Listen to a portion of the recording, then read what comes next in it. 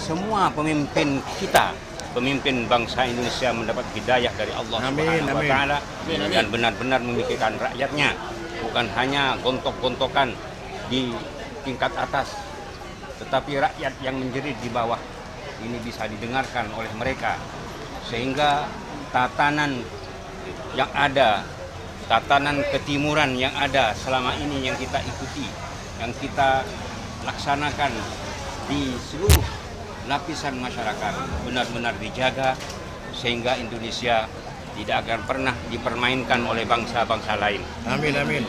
Kami berdoa langsung kepada Allah Subhanahu wa Ta'ala, karena kami memohon, meminta kepada pimpinan kami tidak pernah didengar apa yang kami butuhkan, apa yang kami inginkan sebagai rakyat, sebagai bangsa Indonesia. Oleh karena itu, doa, zikir ini akan terus berlanjut setiap tahun, kalau memungkinkan akan kami adakan sampai Indonesia benar-benar stabil, baik dari segi ekonomi, segi politik, terutama dari segi hukum. Karena selama ini hukum hanya tajam ke bawah, kalau ke atas hukum tidak ada apa-apanya. Oleh karena itu barangkali dengan memohon langsung kepada yang memiliki dunia ini, yang memiliki kita semua, istijabah oleh Allah Subhanahu wa Ta'ala, sehingga didengar oleh semua yang berwenang di Indonesia ini. Pakai kan mencetus bahwasannya provinsi Madura menginginkan menjadi provinsi, dan selama itu tidak terkabul, kami akan terus bergerak untuk mengangkat Madura sebagai provinsi.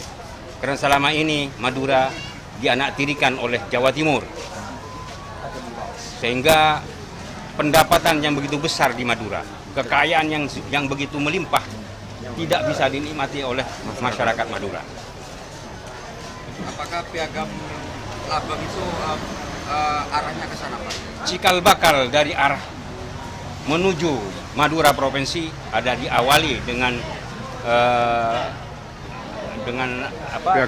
piagam Labang.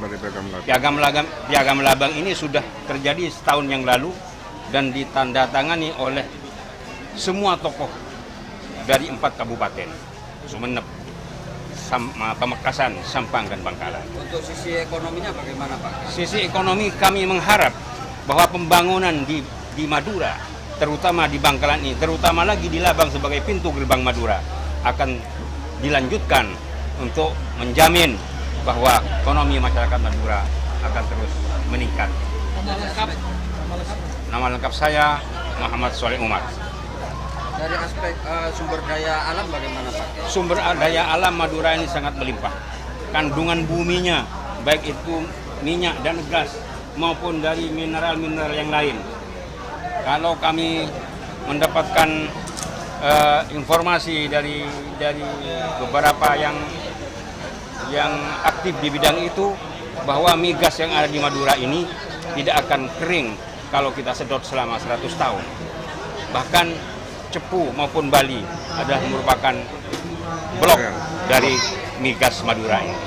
Tapi selama ini migas di Madura tidak bisa mengangkat ekonomi masyarakat Madura sendiri. Terganjalnya di mana, Pak? Mungkin karena selama ini yang namanya PT Migas itu hanya melakukan kegiatan sendiri. Di sanalah mungkin yang menjadi hambatan bagaimana migas itu bisa normal, baik itu eksplorasinya maupun manfaat dari hasil eksplorasi itu sendiri. Kembali lagi untuk syarat-syarat provinsi, Pak, apakah sudah mendukung, Pak? Salah satu yang sementara ini belum bisa kita siapkan adalah satu kabupaten yang merupakan prasyarat dari terbentuknya provinsi, karena provinsi ini syarat harus ada 5 kabupaten kota. Dalam sisi hukum bagaimana, Pak, Bangkalan ke depan? Bangkalan tetap menjunjung tinggi dari supremasi hukum, tetapi dengan harapan bahwa supremasi hukum ini tetap berlaku untuk siapa saja, tidak pandang bulu dan tidak tebang pilih. semua harus melalui proses yang sebenarnya dalam segi hukum ini.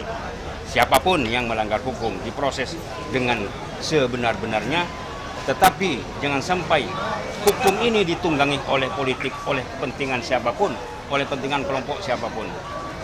Sehingga hukum bisa berjalan dengan semestinya. Tidak terjadi seperti apa yang terjadi sekarang. Terkait masalah fee yang sekarang Pak, bagaimana?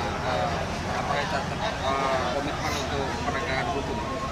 Komitmen tetap, penegakan hukum harus tetap kita dukung supaya supremasi hukum benar-benar berlaku demi hukum itu sendiri.